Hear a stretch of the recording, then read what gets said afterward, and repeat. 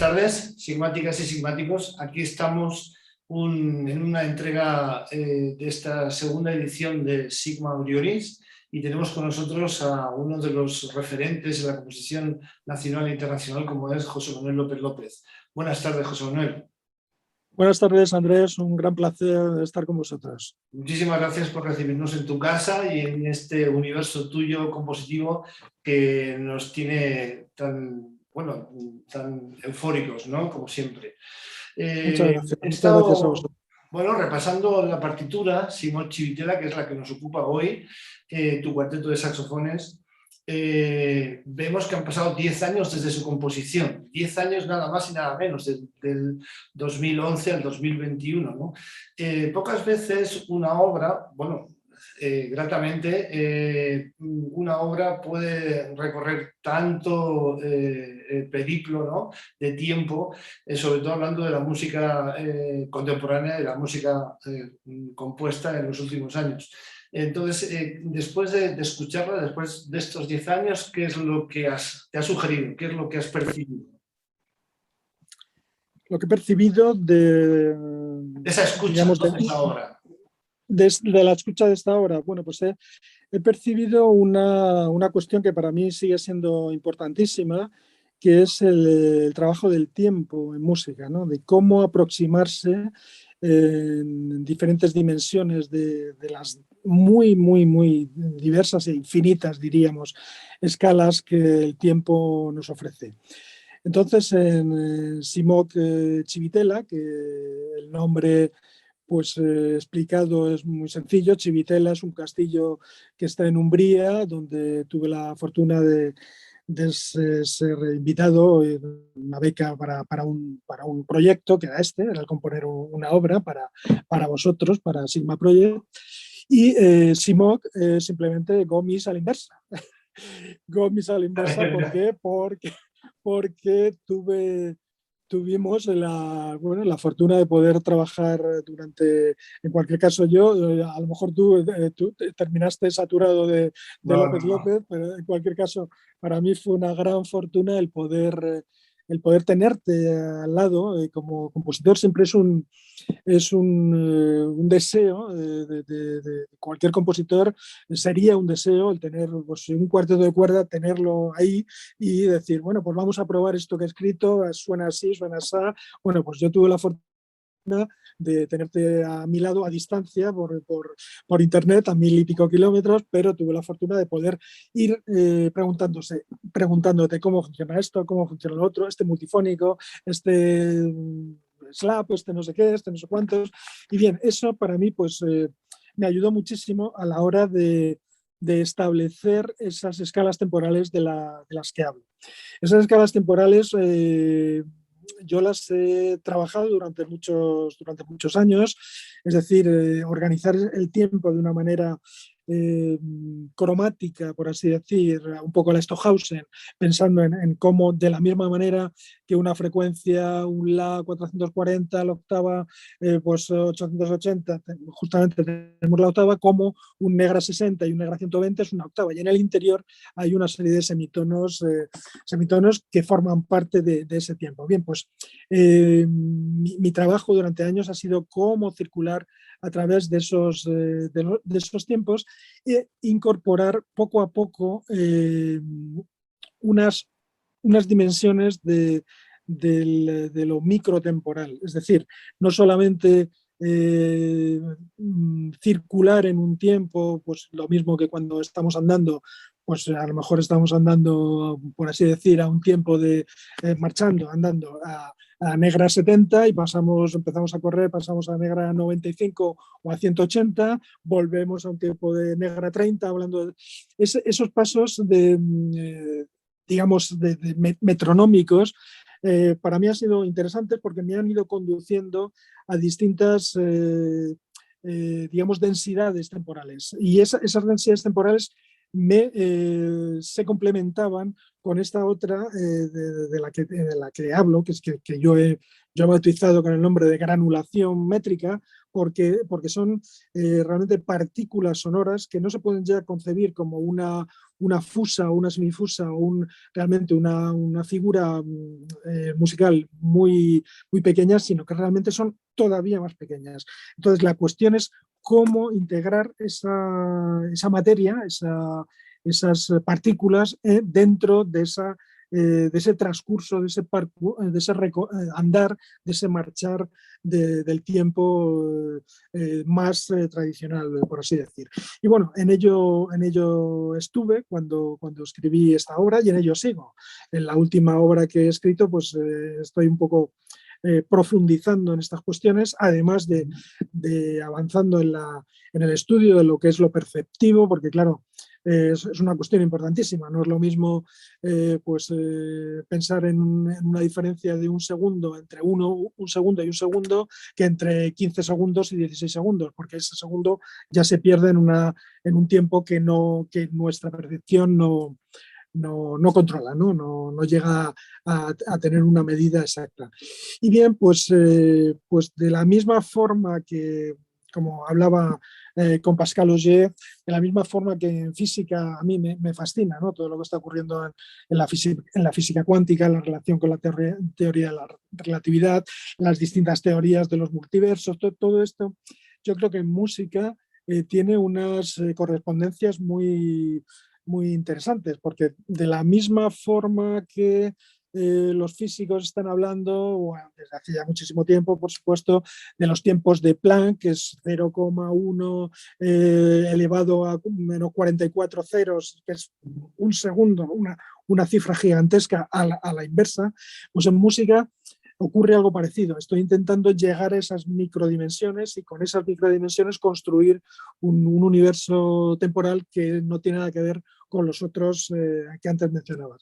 Y curiosamente estoy en los últimos tiempos leyendo mucho a un científico que me interesa y que me fascina, que se llama Carlo Rovelli, y en el que habla muy frecuentemente de que los científicos están intentando eliminar la T del tiempo de las ecuaciones, eliminarla, porque realmente ese tiempo de la física cuántica no es el mismo que el tiempo de las Sí, nosotros ecuaciones percibimos, claro. de las que nosotros estudiamos, de la que Einstein, por ejemplo, trabajó, ¿no? Eso es otro tiempo, ¿no? Él habla de unas espumas cuánticas de tiempo que en realidad en la que hay miles de partículas que están evolucionando y claro, eso no es una T, sino que son miles de pequeñas T's que conjuntamente producen pues una temporalidad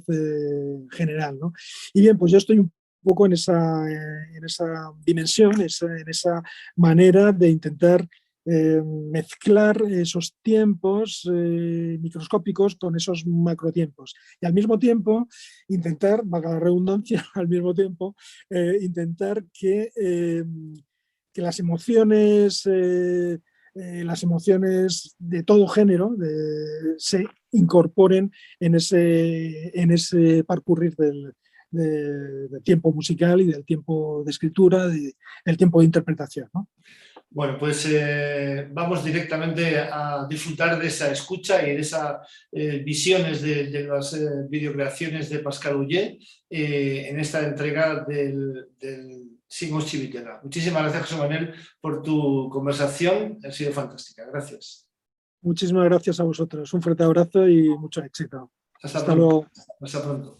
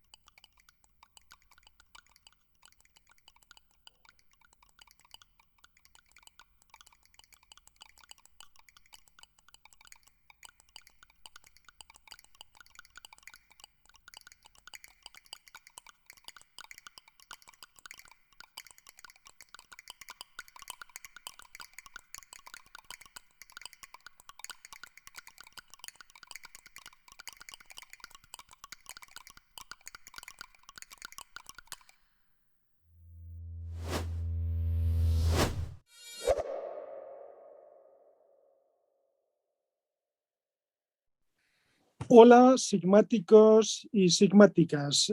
Después de ver y escuchar la interpretación de la obra Simok Chivitela a cargo de Sigma Project, vamos con el siguiente apartado. La conversación que vamos a mantener Pascal y yo, en la que dialogaremos sobre la música y la imagen, sobre el tiempo en música, sobre el tiempo en la imagen. Bonjour Pascal, comment vas-tu? Bonjour, bonjour, bonjour. Ça va bien? Hola, amigo, tout va bien. Je suis en Merci train de beaucoup. régler la lumière. C'est mieux la lumière comme ça? Oui, je pense que c'est mieux. Oui, c'est bien comme ça. Alors, bien, l'idée c'était de parler à propos de Simog Civitella, la pièce que j'ai composée dans le château voilà, de Civitella Ranieri, et pour laquelle nous avons décidé de collaborer. Et tu as mis des images. Et donc, je voulais voir avec toi un peu quels ont été disons, les paramètres, les émotions, les choses qui t'ont inspiré ou qui t'ont voilà, inspiré pour faire tes images. Ok. Mais écoute, quand tu as fait ta musique, ce dont tu m'avais parlé, c'était du grain de la musique, des micro-éléments musicaux ou sonores, presque comme les molécules sonores. Donc moi, ce que je voulais faire, c'était de trouver l'équivalent visuel de tes micro-éléments sonores. Donc immédiatement, pour moi, ces micro-éléments, bah, c'était les photons. C'était les photons de lumière qui correspondaient peut-être à tes micro-éléments musicaux. Voilà, c'était les photons de lumière. Maintenant, ces photons de lumière, il fallait, on peut dire toutes les vidéos, c'est des photons de lumière. Tout ce qu'on voit, c'est des photons de lumière. Donc ça suffit pas. C'est une base de départ qui est très abstraite. Donc il fallait les matérialiser ces photons de lumière. Et pour les matérialiser, et ben, ce que j'ai fait, c'est que j'ai filmé des petites poussières qui étaient diffusées dans un rayon de lumière, donc Civitella Ranieri. En ouvrant les volets de Civitella Ranieri, il y avait un rayon de lumière qui passait et les poussières diffractaient cette lumière, faisaient des lumières colorées. Et ça, c'était le début, c'était la première idée. C'était la première idée. Évidemment, ça ne suffit pas parce que cette première idée, j'aurais pu faire en tous les cas des images très minimalistes, peut-être très structurelles, très longues. Ça aurait pu faire quelque chose de très bien, mais ça aurait pu aussi faire quelque chose d'assez ennuyeux, il faut bien le dire, si j'en étais resté à ça. Ça aurait même été, je sais pas comment dire en espagnol, mais assez chiant pour tout le dire.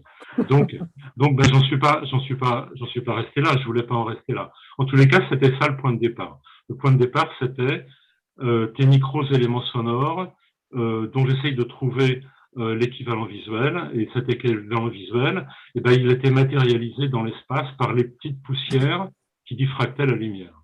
Voilà, ça c'est mon point de départ. C'est bien, c'est très intéressant la connexion que tu as fait parce que, bon, j'essaie en tout cas depuis longtemps de créer une sorte de polyphonie qui intègre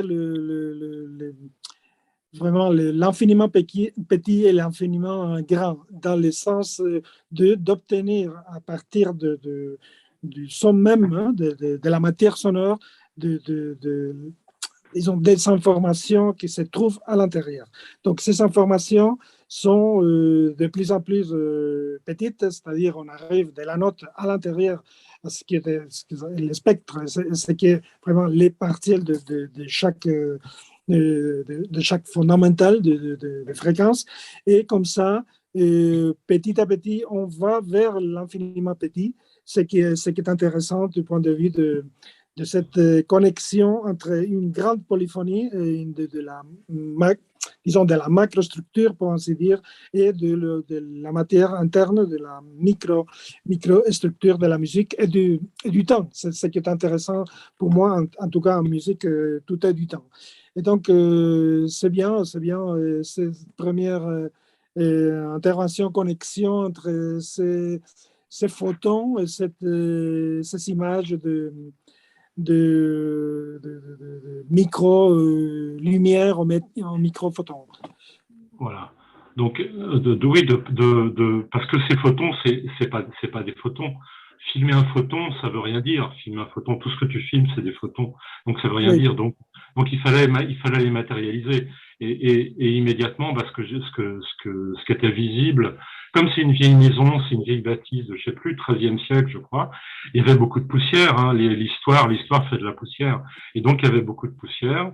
Et puis le matin, tout de suite j'ai vu ça en m'ouvrant, puisque donc je suis retourné Civitella Ranieri après que tu sois allé, quand moi je suis retourné à la Civitella Ranieri, et ben en ouvrant les gros volets en bois très lourds, il y avait une petite fente au milieu de ces volets, ça faisait un rayon de lumière, et ces particules de poussière diffractaient la lumière. Donc c'est tout de suite ce que j'ai vu. Et c'est par là que j'ai commencé. Donc le début du film, c'est ça. Mais donc, comme je disais, on va pas en rester là, parce que ça, faire un film de 15 minutes, de 20 minutes, même 10 minutes qu'avec ça, c'est vraiment très chiant. On perd les spectateurs. Au bout de 2 minutes, il n'y a plus personne qui regarde. Donc je me suis dit, ça c'est le début. Ça c'est le début. Et ensuite, comment enchaîner? Bon, c'était très simple. Il fallait que la suite, ce soit une suite logique qui parte de ça. Ça, c'est l'élément de départ. La suite, c'est quoi? La suite, c'est, pour qu'il y ait ce rayon de lumière qui passe à travers les volets, il faut bien que quelqu'un entrouvre les volets. Donc, ça m'obligeait d'une certaine manière, dans cette logique, à ce qu'il y ait quelqu'un qui vienne entrouvrir les volets pour que le rayon de lumière passe. Donc, dans le film, dans les images, j'ai demandé à la jeune fille qui était venue m'accueillir à l'aéroport, qui était une Américaine tout à fait charmante, de jouer une sorte de petite comédie, mais minimale, qui consistait à ouvrir toutes les fenêtres et à laisser passer des rayons de lumière où on verrait à certains moments ces poussières et donc la diffraction, les espèces de masses lumineuses au début qui passent. Donc ça, c'est la suite. Donc logiquement, la suite, c'était une jeune fille qui ouvre les volets. Donc après, elle les ouvre, et puis elle les ouvre de plus en plus. Donc il y a de la lumière qui rentre dans le château. Alors c'est bien parce que ce château-là, moi je l'ai vécu un peu comme une prison, pour tout te dire. Ça avait la forme d'une prison. Voilà, ça avait la forme d'une prison, et donc je me suis dit, c'est bien aussi d'ouvrir parce que ça laisse passer de la lumière. Bon, ça me plaisait. Et puis après, cette jeune fille, on la voit beaucoup marcher, on la voit beaucoup ouvrir de fenêtres, et je me suis posé la question, qu'est-ce qui vient après ça? Parce que c'était pas encore suffisant. Qu'est-ce qui vient après ça? Donc ces petites particules d'espace-temps, c'était quoi leur équivalent dans la pensée? Et dans la pensée, l'équivalent, c'était peut-être la connaissance. Alors cette fille qui déambule, elle va monter des escaliers, elle va aller près d'une bibliothèque, et on va faire le parallèle entre l'étendue que manifeste la lumière et puis la pensée où se manifestent des connaissances. Alors voilà, prendre un livre, c'est aussi cet élément de base qui est la connaissance. Voilà. Donc c'est un peu ça, c'est le cheminement un peu. Et puis à la fin, cette jeune fille, elle va à une table et puis on pense qu'elle s'endort, et puis en fait elle retourne à la matière, tout ça en suivant approximativement la forme de ta musique. Voilà, c'est un peu, pour le dire rapidement, c'est ce que j'ai fait. Voilà, c'est les images que j'ai fait. C'est bien, ce qui m'a beaucoup plu, c'était les images où comme tu avais fait auparavant dans d'autres collaborations, et dans la Céleste, la Grande Céleste, c'est de multiplier à cause disons, des fragmentations des images placées de mille formes, et multiplier le parcours que cette jeune fille avait fait pour aller à la bibliothèque. Et on voit, et je trouve ça très pertinent par rapport à ma pensée musicale et à la, disons, polyphonie temporelle, c'est-à-dire la perception du temps, aussi bien du point de vue de la pure structure musicale que de la perception du temps, et comment elle fait un parcours qu'on peut voir de différentes manières, c'est-à-dire à l'inverse, à l'endroit, qu'il circule. Et donc, ça, c'est d'une manière, d'une certaine manière, c'est une sorte bon, entre guillemets, mais des multiverses, non? D'une image multiple de la même chose. Non? Qu'est-ce que tu pourrais nous dire à propos de cette image ou de ces images que tu as déjà fait d'autres fois? Ben ça tu as vu, c'est un petit peu inspiré de Escher, un peu. Inspiré, ou en tous les Oui, cas, ça s'en rapproche. oui, Je m'en suis pas absolument. inspiré directement, mais ça s'en rapproche. Bah, l'idée, oui, c'est un espace qui n'est pas univoque. C'est un espace qui n'est pas univoque. On monte un escalier, et puis, plus on monte cet escalier, en continuant de monter cet escalier, on va se retrouver à notre point de départ. Ça, c'est vraiment l'espace de Escher, qui est un espace ambivalent.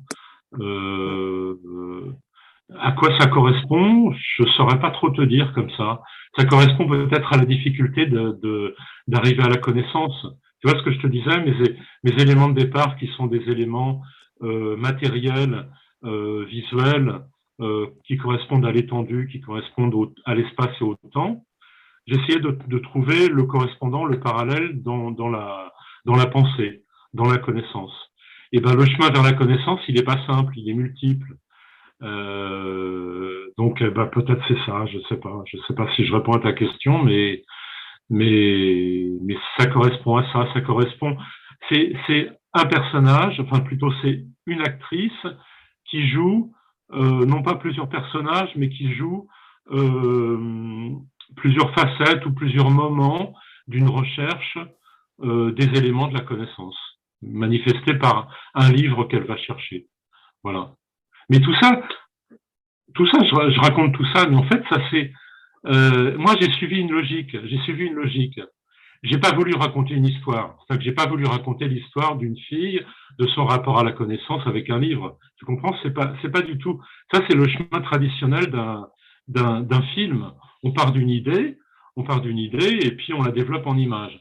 Moi, je suis parti d'une image, et même pas d'une image, d'un élément extrêmement minimal dans une image.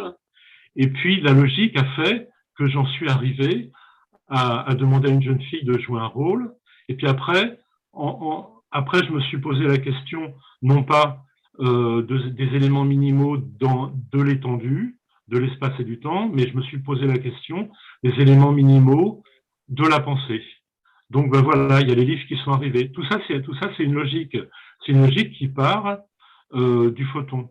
Et c'est au contraire de la logique d'un film traditionnel, qui est on part d'une histoire et on la développe, et peut-être on va parler au bout du compte des photons, de la lumière, de l'étendue. Tu vois, moi j'ai Tout à fait le fait. contraire. Oui, en plus, on parlait il y a quelques jours des éléments qui interviennent de manière imprévisible. C'est-à-dire, par exemple, lorsque j'étais là en train de composer la pièce, je me sentais très bien parce que bon, le travail de compositeur est beaucoup plus, comment dire, on s'enferme vraiment, toi tu sors pour filmer et moi en tant que compositeur, je m'enferme vraiment pour trouver les éléments pertinents dans la partition et me concentrer. Et lorsque j'étais là en train d'écrire et en train de parler avec Andrés Gomis très souvent parce qu'on communiquait par mail, je lui posais des questions concernant les techniques de l'instrument, qu'est-ce qu'on peut faire comme ci ou comme ça. On a découvert des choses intéressantes d'ailleurs desquelles on peut en parler. Mais en tout cas, il y avait des oiseaux qui tournaient de manière absolument hallucinante autour du château et qui me frappaient vraiment beaucoup. Et donc, pourquoi pas incorporer cet élément qui est complètement externe à mon idée d'écrire la partition dans l'écriture. Voilà, c'est un élément, comme tu as dit tout à l'heure, qui vient s'incorporer de manière imprévisible dans l'écriture. Ça, je le trouve aussi très intéressant parce que c'est un parcours moins traditionnel. On se laisse influencer, c'est une manière plus organique d'amener l'écriture de l'œuvre. Non? Par rapport aux images, je pense qu'il y a une connexion assez étroite dans ce sens-là. Ouais.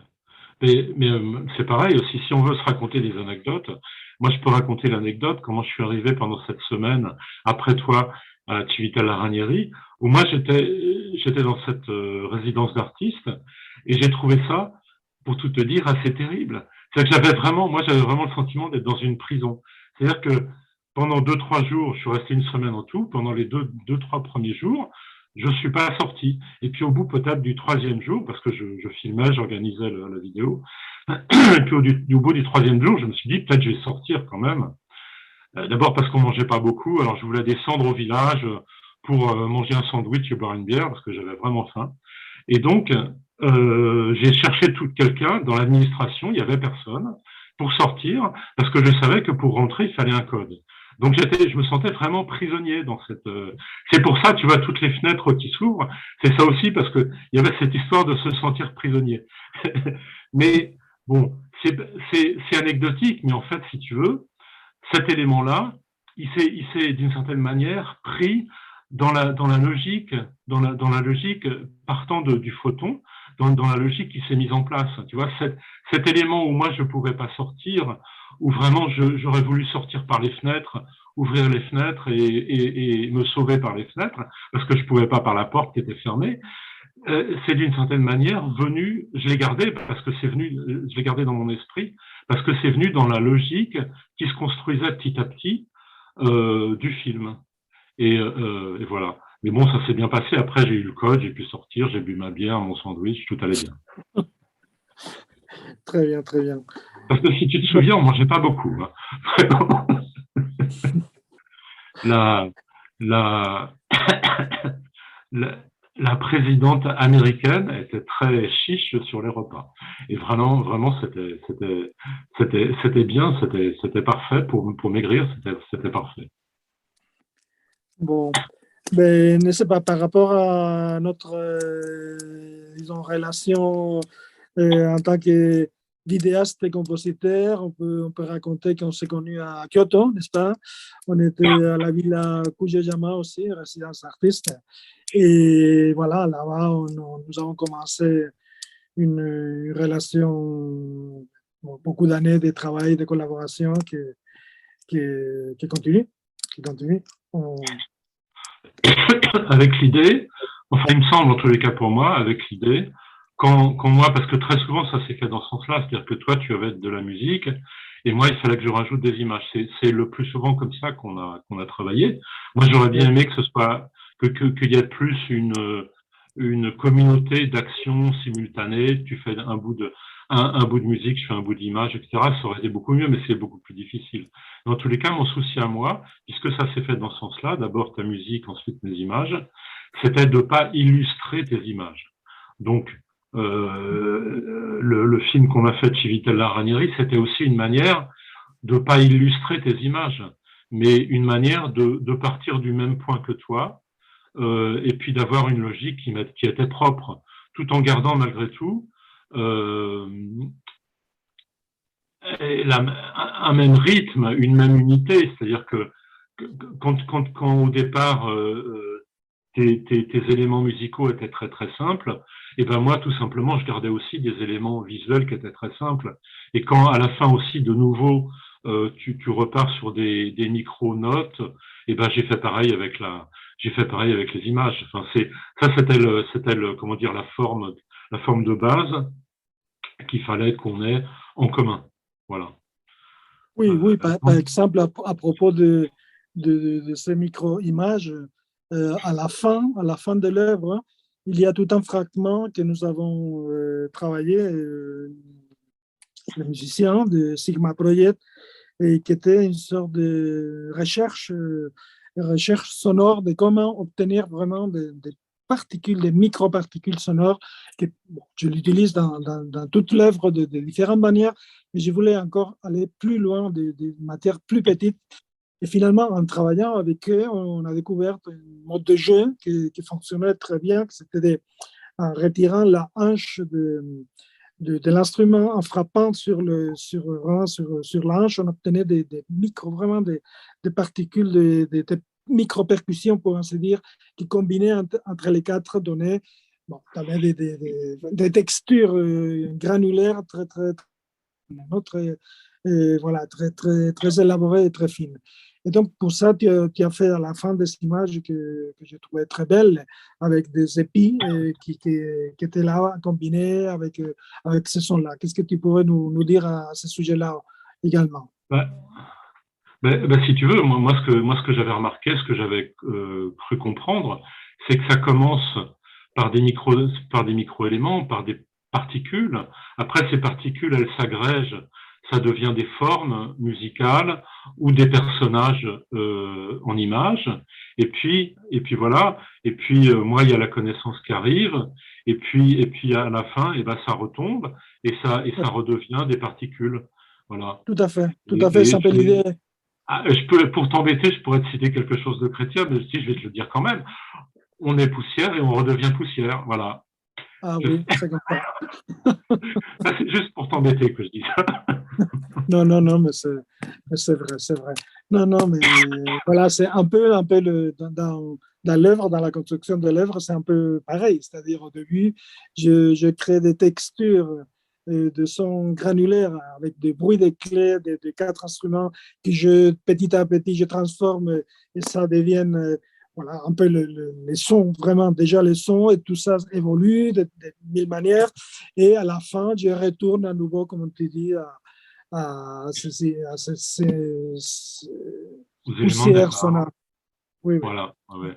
Au micro, aux particules sonores, on pourrait dire aux molécules sonores. C'est des molécules. Oui, Les molécules oui, qui se construisent ensemble et qui font peut-être des organismes sonores ou des formes visuelles.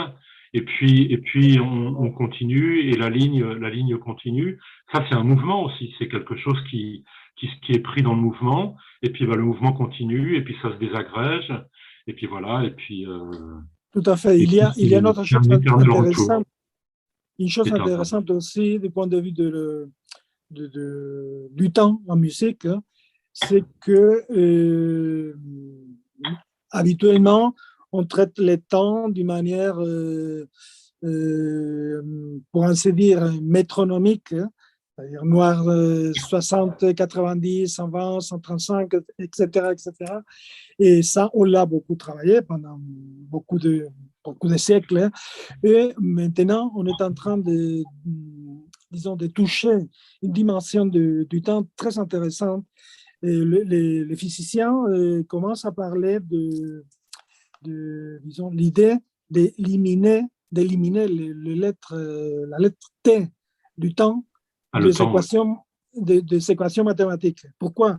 Parce que lorsque on rentre dans une dimension du temps quantique, hein, ce n'est plus pareil. Les passages du temps, ce n'est pas pareil. C'est autre chose. Il y a beaucoup plus de micro-combinaisons, des petites T, un seul T qui varie d'un lieu à l'autre. Donc, la musique, c'est pareil. Je suis en train de me rendre compte, de voir que le temps n'est pas seulement les passages d'un temps à un autre, de la polyphonie temporelle, des combinaisons de temps ou de la perception temporelle de la, disons, justement, de la perception diverse du temps en fonction de notre manière de percevoir, de percevoir ce temps-là, mais qu'il y a aussi une autre dimension, que c'est ce temps microscopique qui n'est pas le même, c'est une autre chose. C'est la même chose que lorsqu'on parle de la théorie de la relativité, de la théorie de la physique quantique. Pour l'instant, ce sont des théories qui ne sont pas encore en connexion.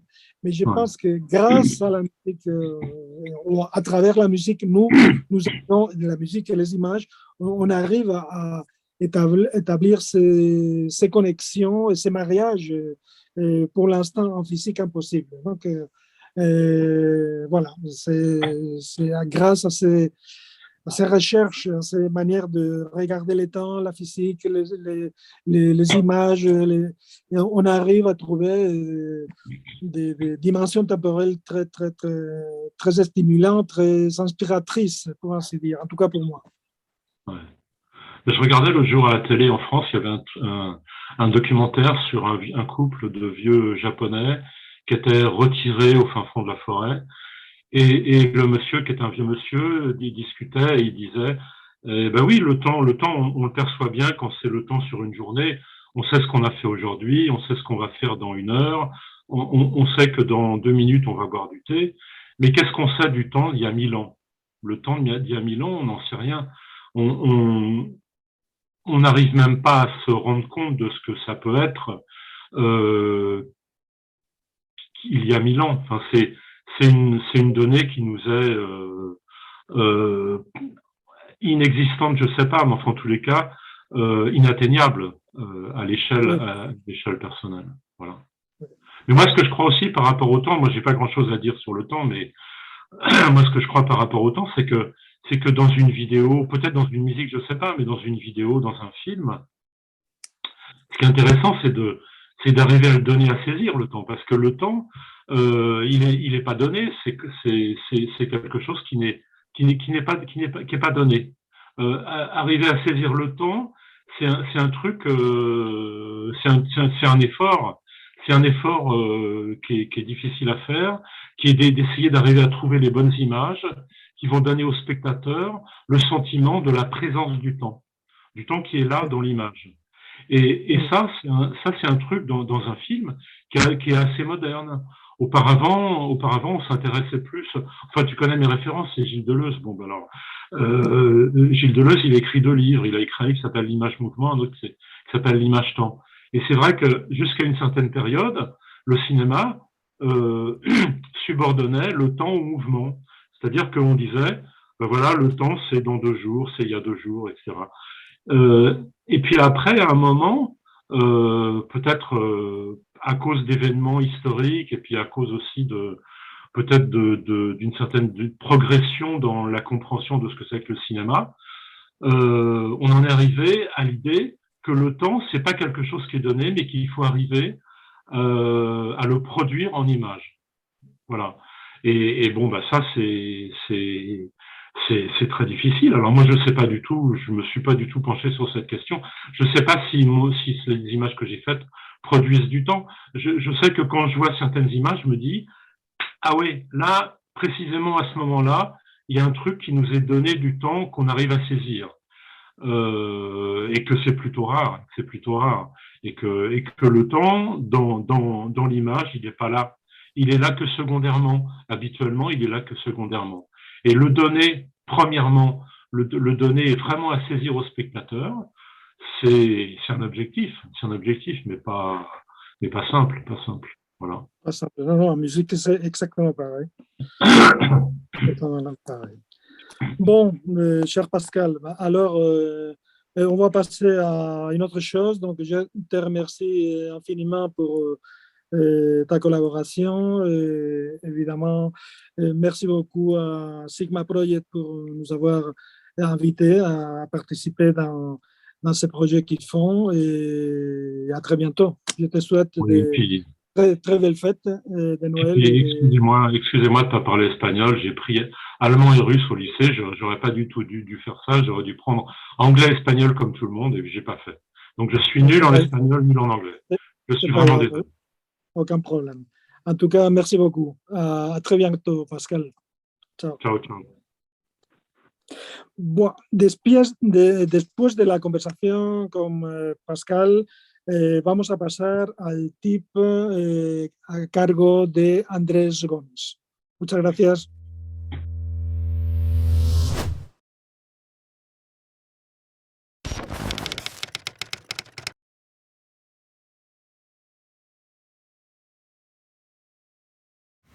Hola, sigmáticas y sigmáticos. El tip que nos ocupa hoy lo he titulado La casa de las cigüeñas, haciendo referencia a la obra que acabamos de escuchar, Simok Chivitela. ¿Qué nos sugiere el título La casa de las cigüeñas?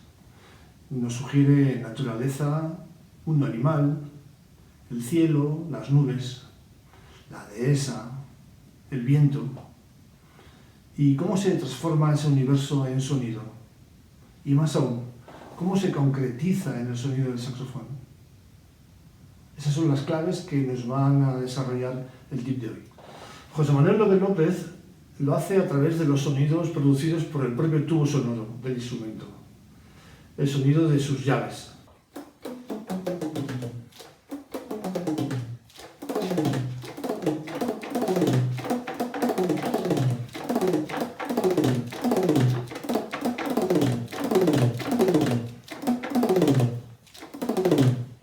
El sonido de la propia caña.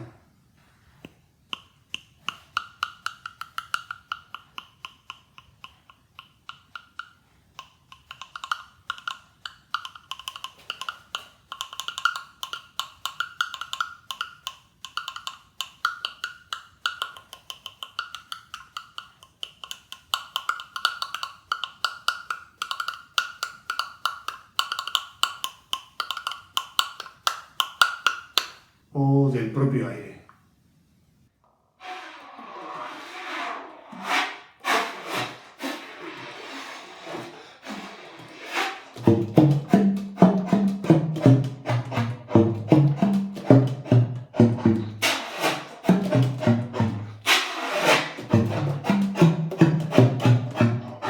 Son instantes sonoros que los amplía y desarrolla en el tiempo.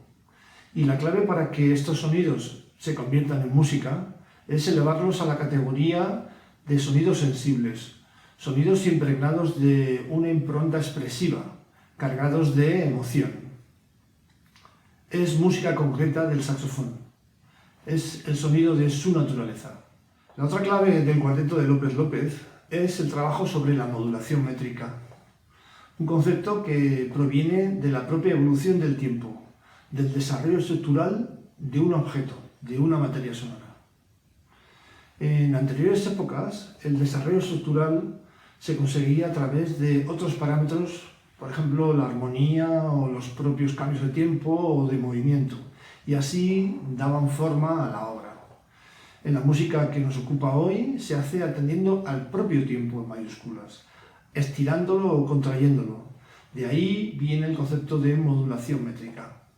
El primero consiste en utilizando un metrónomo y poniéndolo a una velocidad de 250, practicamos el cambio de pulsación partiendo de un pulso que contenga solamente una figura, un solo golpe, y llevarlo hasta un pulso que contenga 8 figuras.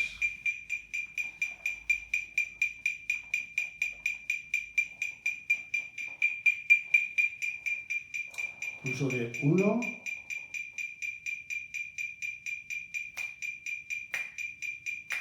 de 2,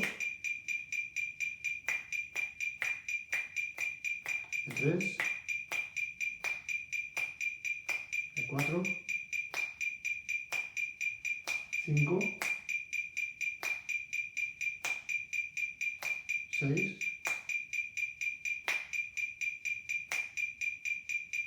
7,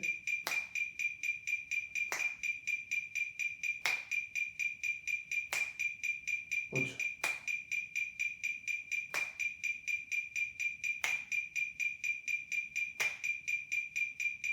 Y vamos con el segundo ejemplo. El segundo ejemplo es realizar un septillo de corcheas en un 4x4. Hacemos la misma operación. Conseguimos la cifra común múltiplo, que es 28, la cual dividimos entre las 4 partes del compás. Nos da una cifra 7, por lo tanto tenemos que hacer 4 grupos de 7 segmentos, los cuales representamos visualmente, y a continuación dividimos el común múltiplo entre esa cifra 7. Significa que nos da 4. Por lo tanto, cada 4 segmentos comenzará una de las figuras de las 7 corcheas.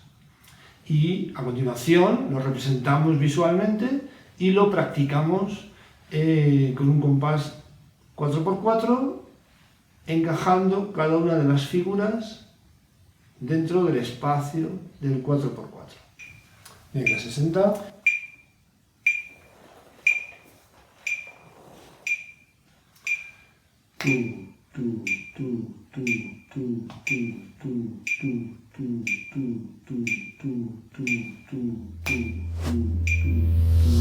Y con esto damos por concluido el tip de hoy. Espero que haya sido de vuestro interés y nos vemos en la próxima entrega de Sigma Ionis 2. Os esperamos.